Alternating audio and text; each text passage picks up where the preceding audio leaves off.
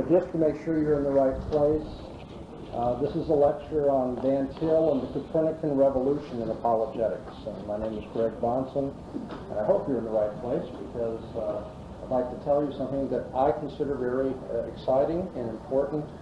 And if I hear rightly in many of our discussions about presuppositional and evidential method, there may be some progress possible if we have a little bit better understanding of what Van Til was saying. In the last session, Ron told us that presuppositionalism represents basically the deductive approach to epistemology that is a kind of ontological dogmatism, and that there's a place for that, but that evidentialism is a more inductive approach and doesn't hold to the dogmatic approach, but says that the evidences speak for themselves and so forth. I think that for many years the misconception has been just that. Though we many times will talk about evidence being used by presuppositionalists, and therefore there is a middle way between these two schools of thought. To be more accurate, evidentialism and presuppositionalism represent two epistemologies. It's not an issue of whether evidence is used. It's not an issue of whether presuppositions are acknowledged. Both schools do both of those. Now, it is sometimes true that in the polemics of either of these schools, they sometimes de-emphasize or won't own up to that. But both schools use assumptions. Both schools appeal to empirical evidence. That has never been what the issue is. And so with that background in mind and some quotations that I'll give you from Van Til at the end, you have some idea where I'm going. Let me get started by pointing out that 1995 is the centennial of Van Til's birth. He was born May 3rd, 1895 in Grootegast, Holland. And Philadelphia was the place where he taught apologetics from the opening of Westminster Theological Seminary in 1929 for over 45 years. And so a meeting of the ETS focusing on apologetics, convening in Philadelphia in the centennial of Van Til's birth, could hardly have gotten together without some paper being presented on Van Til and his significance for 20th century apologetics. In the title of my lecture, I've referred to Van Til and the Copernican revolution in apologetics. This is an obvious allusion to Kant's famous analogy in the preface to the second edition of the Critique of Pure Reason. Kant used this analogy for the significance and the impact of his own method on the history of philosophy. And he held that the Copernican revolution that he brought about focused on his transcendental critique of pure reason, by which he affirmed and denied crucial aspects of rationalism and empiricism, as well as answering skepticism and the disdain into which metaphysics had fallen at that time.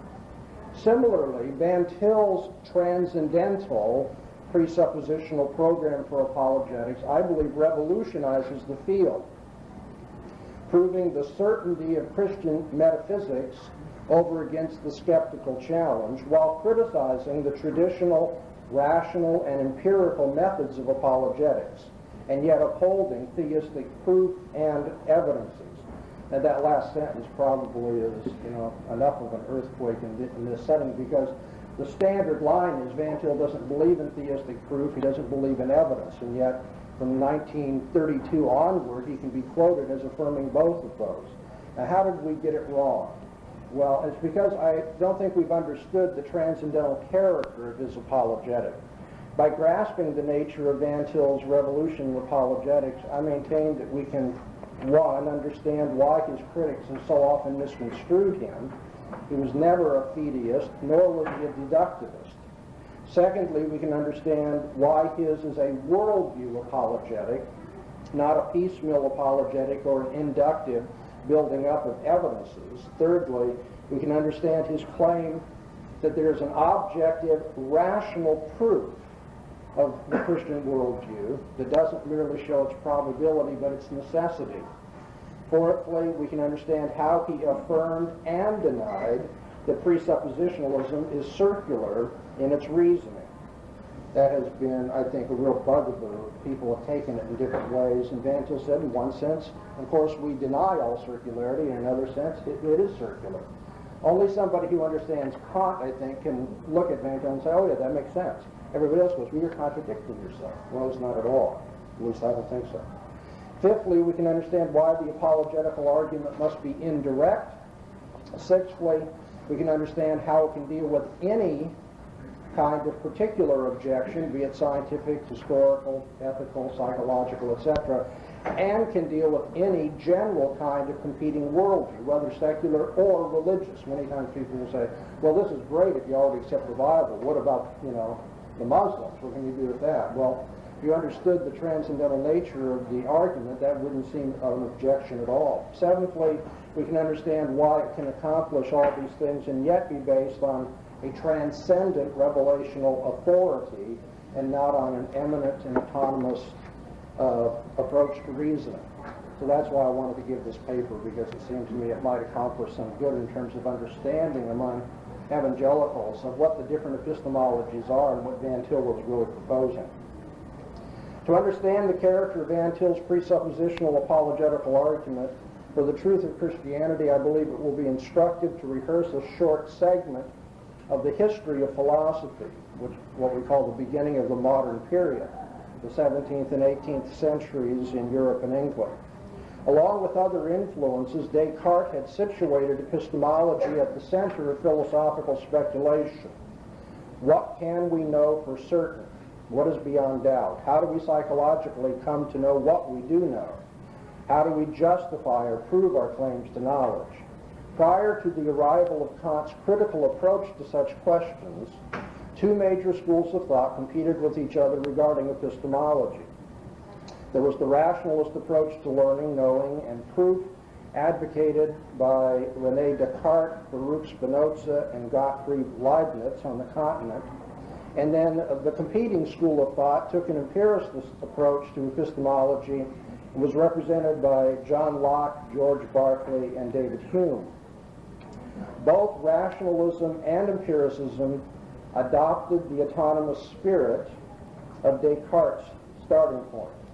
They adopted the reference of man's self-sufficient intellect as able to understand the world and put together a coherent, total vision of what the world is and how man should live in it. How do we know what we know? And how can we prove our beliefs to be true? The autonomous rationalists maintain there are self-evident truths from which we can deduce substantial conclusions about the nature of reality. But you see, the wildly different conclusions about reality at which they arrived made it rather incredible that their premises were genuinely self-evident and that their deductions were genuinely necessary. The autonomous empiricists rejected all innate ideas, maintained that only particulars exist, and said we know and prove things by common sense and observation of the world. But this too led to philosophical embarrassment in that the empirical demand for verification, or the psychological tracing back to the origin of particular ideas, was not itself a truth which could be empirically verified. And the nature of the particulars which were acknowledged to exist was hotly disputed. Was there a particular substance underlying the particular attributes of things, as Locke said? Or did material substance exist only as a mental idea or internal experience, as Berkeley said? Or again, empirically speaking, must we not also reject any mental substance, since there's only a bundle of perceptions, as well as enduring extramental objects made up of isolated experience traits, and reject any causal relation between them all, as Hume said, because we have to be empirical after all. Enlightenment epistemology was in shambles in both Europe, the rationalist, and in the English Empire, the empiricist. And Hume could comment with embarrassment, if reasoning be considered in an abstract view, it furnishes invincible arguments against itself. The vaunted age of reason had collapsed into subjectivism and skepticism, failing to find a reliable method of reasoning, and even disagreeing sharply over the nature of reasoning itself. There would seem to be then no intellectual basis for confidence in man's ability to gain objective knowledge of the real world and of the orderly world outside the mind. And thus, as the story runs, Immanuel Kant was awakened from his dogmatic slumbers by the shocking skepticism to which Hume was driven, and he pursued what he called a Copernican revolution in the way we should view the mind and its reasoning. Now, if you have your Kant with you today, we're going to turn to Prolegomena. In the preface to the second edition, Kant says, "Hitherto it has been assumed that all our knowledge must conform to objects, but all attempts to extend our knowledge of objects by establishing something in regard to them a priori by means of concepts have, on this assumption, ended in failure. We must therefore make trial whether we may not have more success in the task of metaphysics if we suppose that objects must conform to our knowledge. This would agree better with what is desired, namely that it should be possible to have knowledge of objects a priori, determining something in regard to them prior to their being given. We should then be proceeding precisely on the lines of Copernicus' primary hypothesis. Failing of satisfactory progress in explaining the movements of the heavenly bodies on the supposition that they all revolved around the spectator, he tried whether he might not have better success if he made the spectator to revolve and the stars to remain at rest." And he pursues that a few pages later as well. Basically, Kant was saying the mistake of all previous schools of epistemology is to assume that the knower is at rest and the world about him is moving, when as a matter of fact, the spectator is moving, and the other objects are the ones that he must now conform to his movement, which is a nice analogy for his idea that the mind actively forms its objects and doesn't simply receive them as though a tabula rasa was being impressed by external sensations. The memorable opening line of the preface to the first edition of the Critique of Pure Reason stated, "Human reason has this peculiar fate that in one species of its knowledge it is burdened by questions which, as prescribed by the very nature of reason itself, it is not able to ignore, but which, as transcending all its powers, it is also not able to answer." It was scandalous, said Kant, to philosophy and to human reason that, and I quote, "if anyone thinks good to doubt the existence and nature of things outside us, we are unable to counter his doubts by any satisfactory proof, and must accept those things merely on faith." The rationalist and empiricist conceptions and methods of proof were obviously inadequate to counter the skeptic. But Kant felt that a different program of philosophical analysis could very well save science as well as leaving room for a kind of mystical and moralistic religious faith. Kant's particular recommendation for doing this, his particular approach to bringing a Copernican revolution in philosophy, was in fact abhorrent to Cornelius Van Til. But the program that Kant proposed is exactly what Van Til said we must pursue. You see, Kant did not depart from the man-centered and autonomous standpoint of Descartes, but actually intensified its inwardness, according to Van Til, making the mind of man the source of order or law in the world of experience. You may remember the famous quote from Kant where the mind of man is the lawgiver of nature. The mind previously viewed as passive in the knowing process should be looked upon, he said now, as active in the acquisition of knowledge.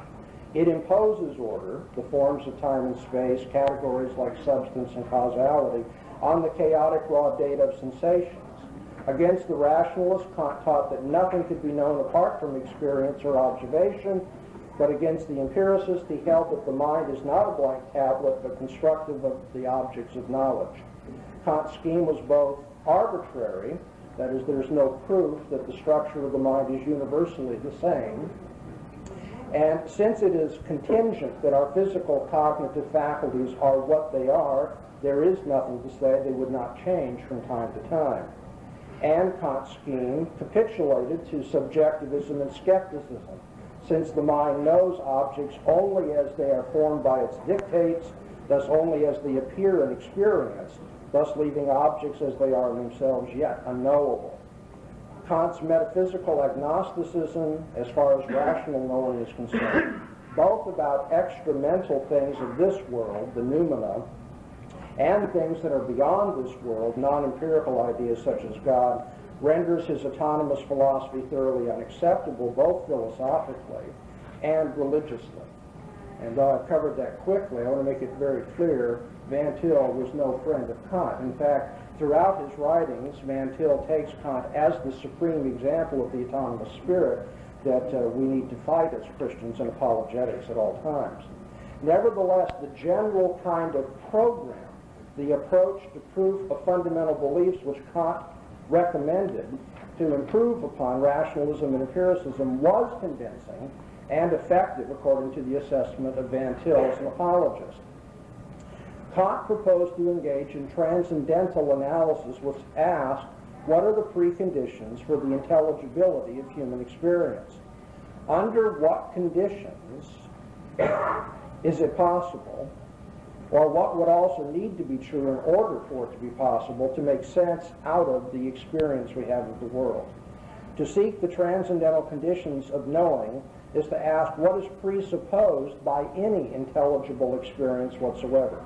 This kind of analysis takes us beyond the methods of rationalism and empiricism to see what is presupposed by them both. Kant wrote, I entitle transcendental all knowledge which is occupied with the mode of our knowledge of objects insofar as this mode of knowledge is to be possible a priori. With respect to those beliefs which are genuinely transcendental, then, it is impossible that they be false, and their certainty is ascertainable apart from specific empirical experiences which suggest the hypothesis or confirm it. Kant explained that the conclusion of a transcendental argument, or the conclusion of any transcendental analysis of experience, and I quote, has the peculiar character that it makes possible the very experience which is its own ground of proof, and that in this experience it must always itself be presupposed. End of quote. Now we have to note well, and this I think mistake is made when people read Van Til occasionally, that not all claims that a belief or idea is transcendental are in fact true. Saying so does not make it so. Some candidates do not, after all, match the characteristics of transcendental necessity that I've just described.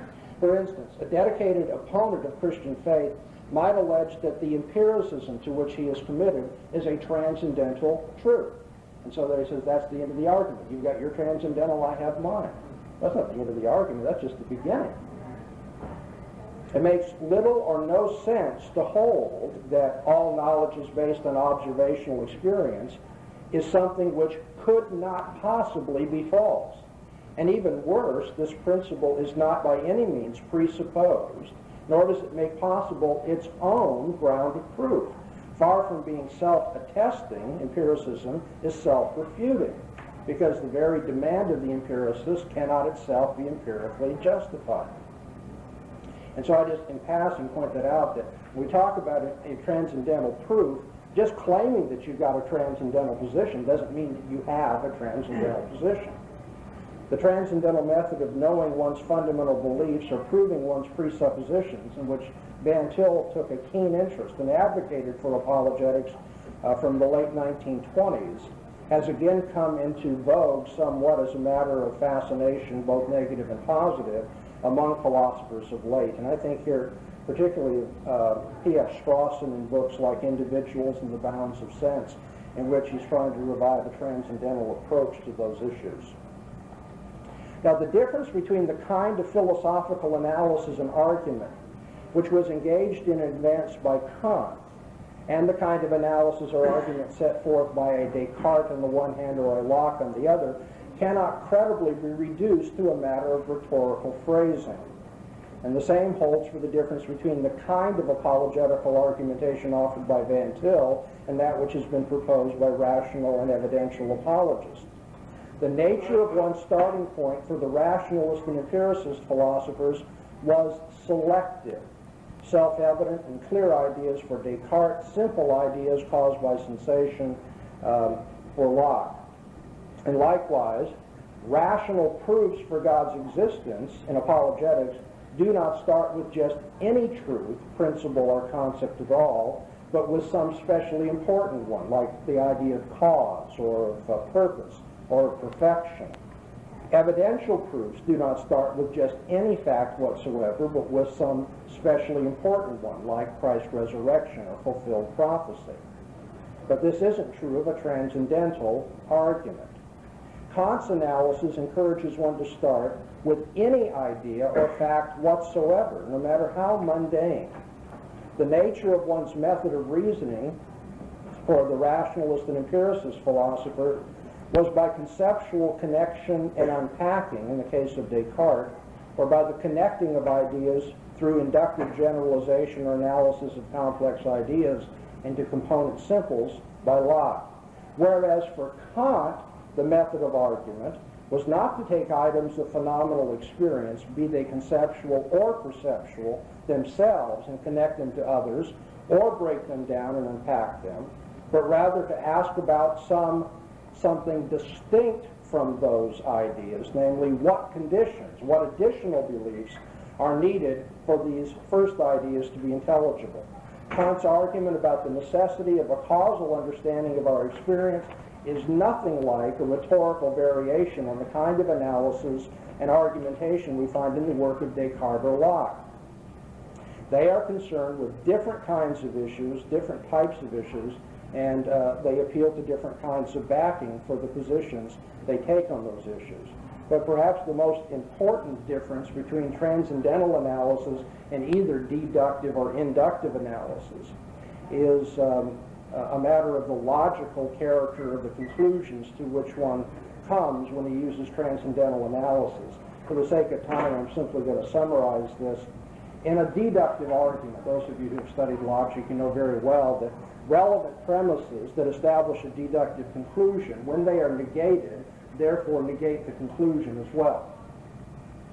Likewise, in an inductive argument, the relevant premises that offer some kind of support for the conclusion, when they are negated, change the degree of support or maybe even the truth of the conclusion.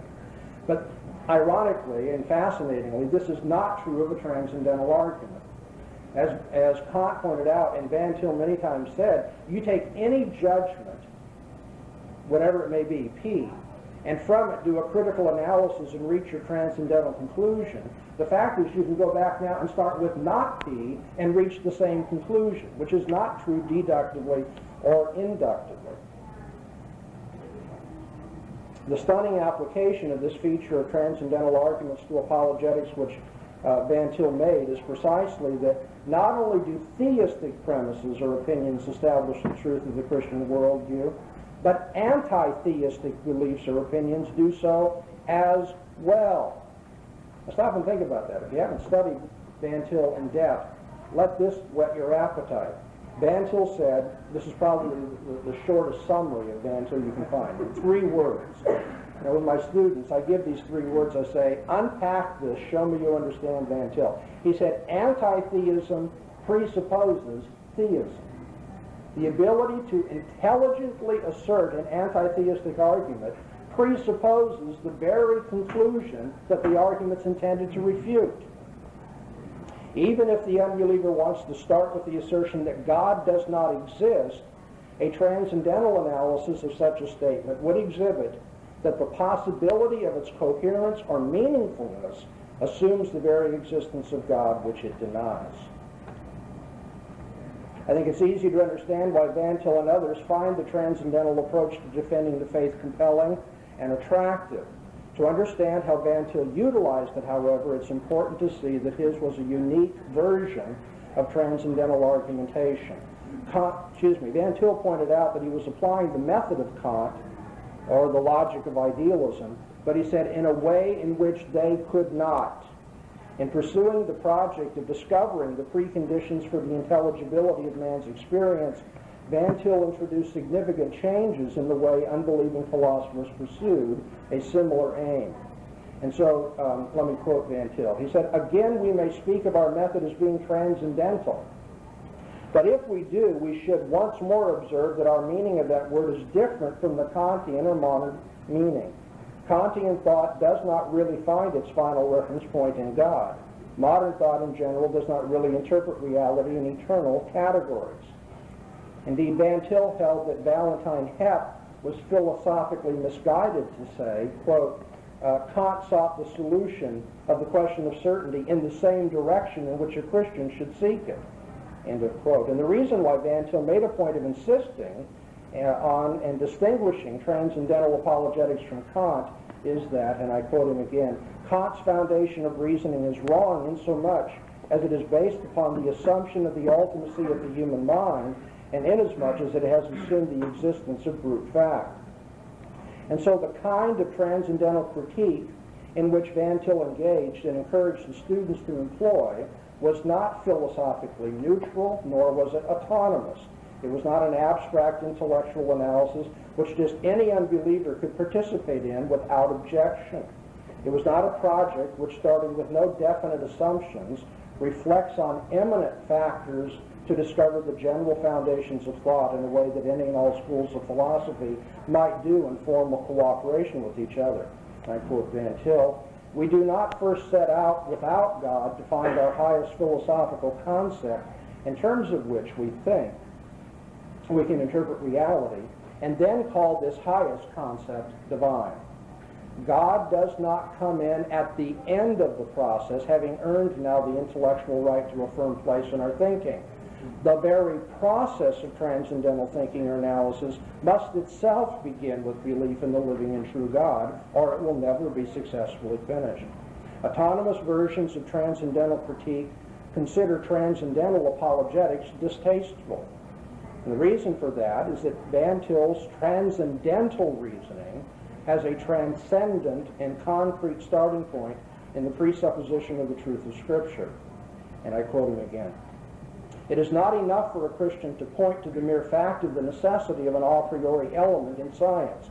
He must also show that unless that a priori be given the Christian theistic basis, it is no true a priori." This is considerably, you see, too religious, too personal, too specific for autonomous philosophers and those who think as they do. Van Til knew that very well. I quote him again. "We accept this God upon scriptural authority. In the Bible alone do we hear of such a God. Such a God, to be known at all, cannot be known otherwise than by virtue of his own voluntary revelation.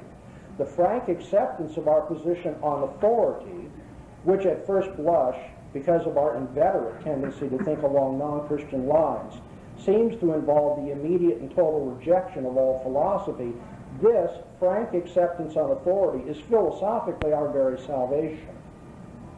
The would-be autonomous man openly disdains bringing the Bible into philosophical dialogue. He likewise derides giving serious consideration to a complex and overall worldview rather than the limited analytical details which are the only proper subject of philosophical discussion, I'll tell you. The kind of transcendental comparison or indirect argument which is encouraged by the Christian apologist is odious to him.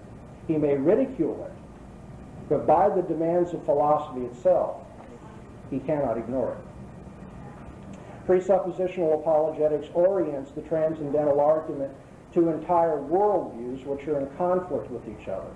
This explains why it is then that, as Van Til said, the argument for the Scripture as the infallible revelation of God is to all intents and purposes the same as the argument for the existence of God.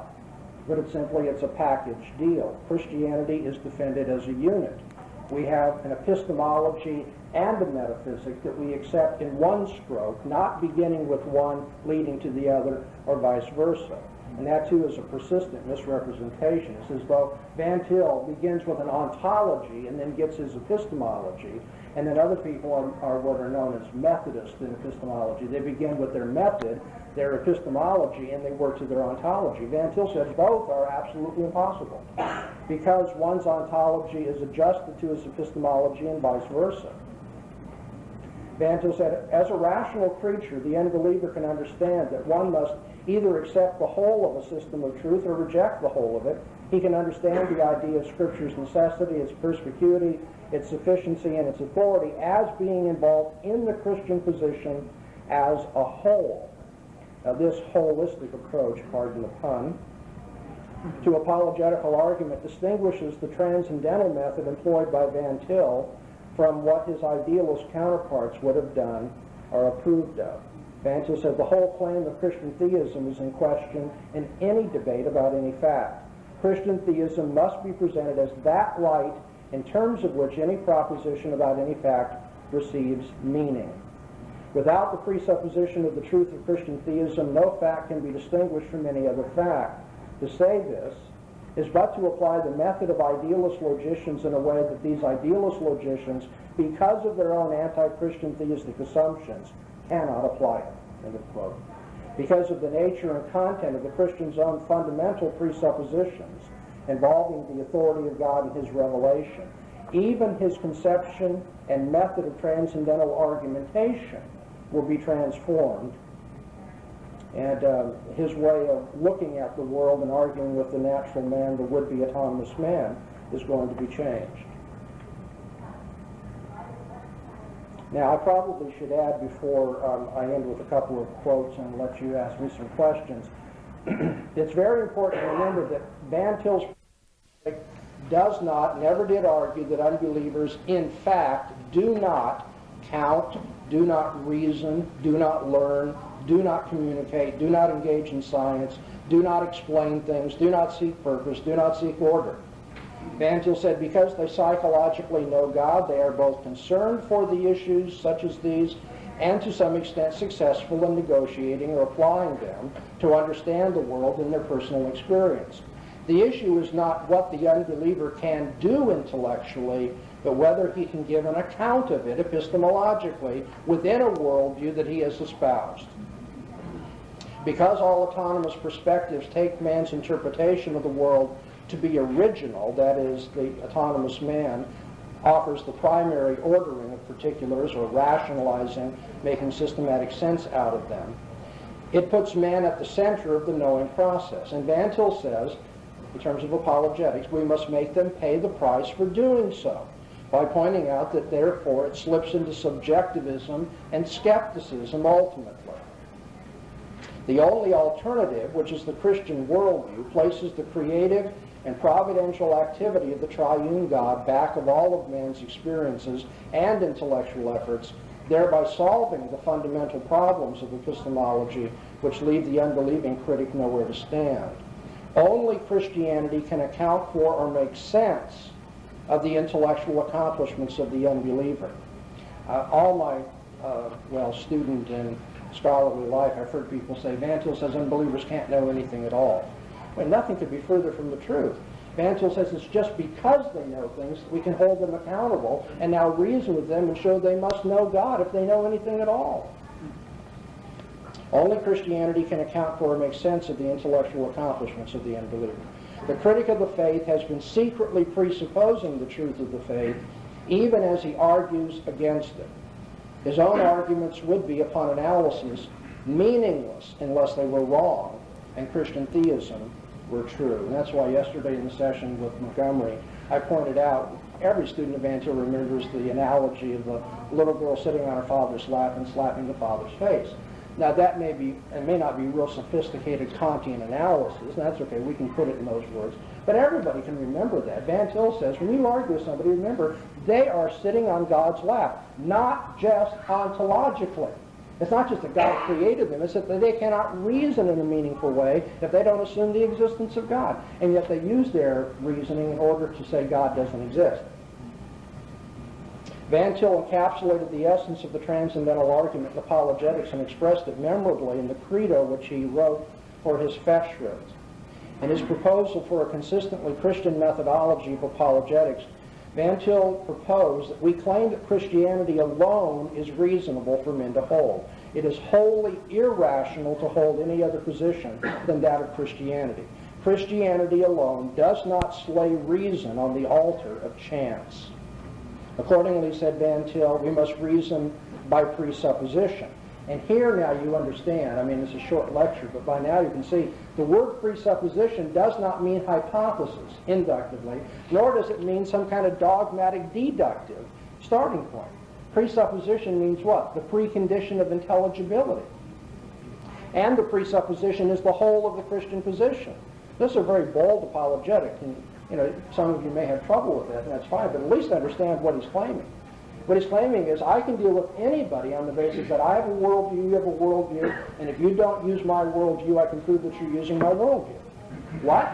If you don't use my worldview, I can show that you still are using my worldview. You're sitting on your Heavenly Father's lap even while you insult him. At this point, the unbeliever's choices are either to acknowledge the truth revealed by God's Word and repent of his sins, including his intellectual autonomy, or to reject rationality itself.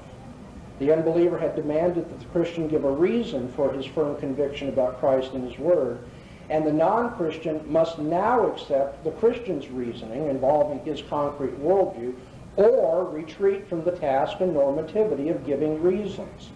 When you do an analysis of rationality, intelligibility, meaning, logic, science, morality, beauty, on and on and on, it turns out that the unbeliever can't pursue his argument without assuming the very thing that he's trying to refute. In either case, the apologetical encounter has been successful for and in favor of the Christian position. Now let me quote Van Til and quickly take some questions if you'd like. And I'm quoting from his 1932 syllabus, then known as the Metaphysics of Apologetics. I say that because it's not as though only in recent years have Van Tillians come to this understanding.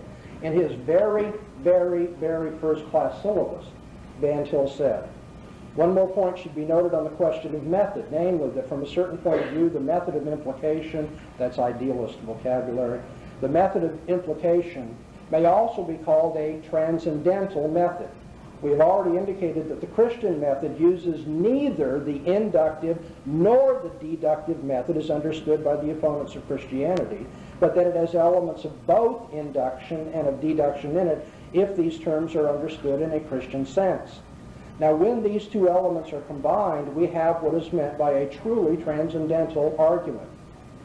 A truly transcendental argument takes any fact of experience which it wishes to investigate, and it tries to determine what the presuppositions of such a fact must be in order to make it what it is. It is the firm conviction of every epistemologically self-conscious Christian that no human being can utter a single syllable, whether in negation or affirmation, unless it were for God's existence. Thus, the transcendental argument seeks to discover what sort of foundations the house of human knowledge must have in order to be what it is. And one last one. We can call the method of implication into the truth of God a transcendental method. That is, we must seek to determine what presuppositions are necessary to any object of knowledge in order that it may be intelligible to us.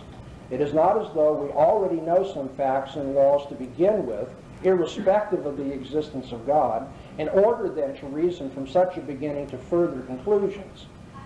It is certainly true that if God has any significance for any object of knowledge at all, the relation of God to that object of knowledge must be taken into consideration from the outset.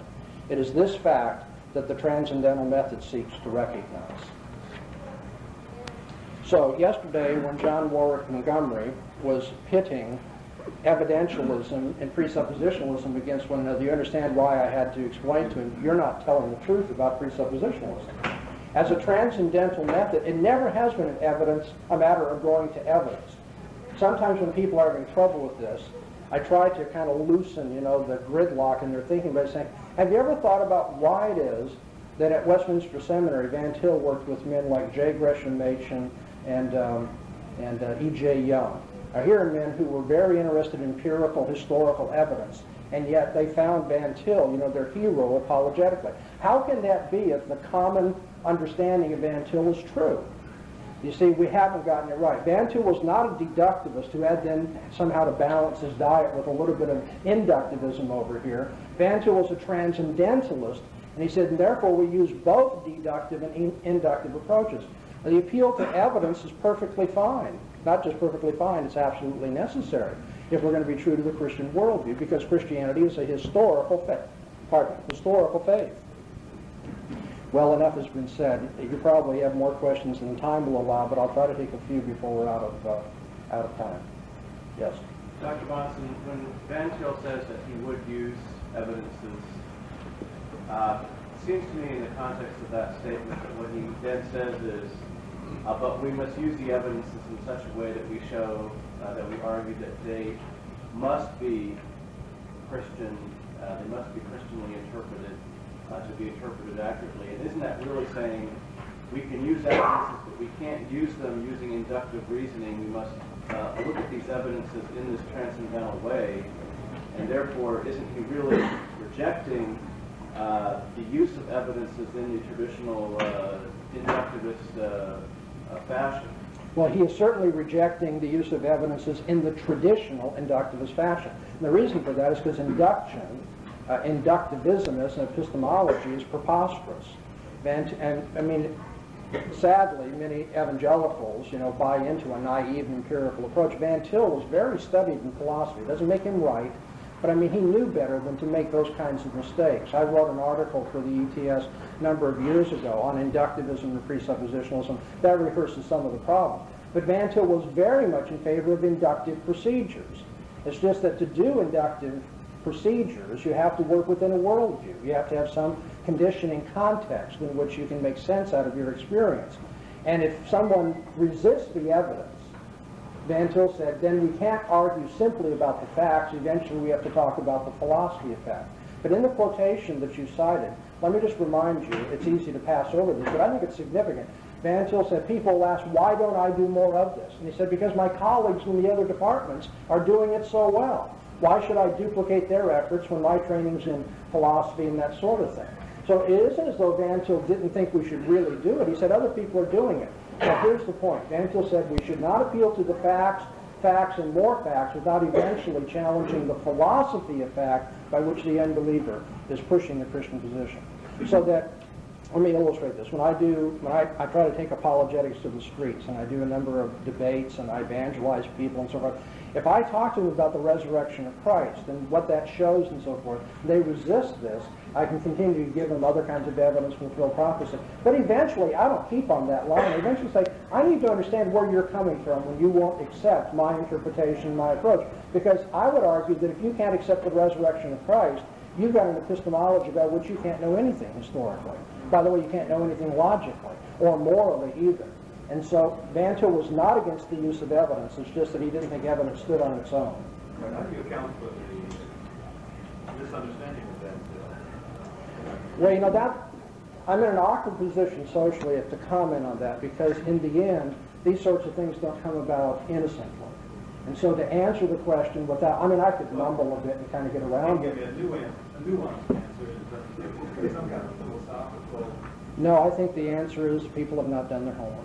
Oh, okay. Yeah.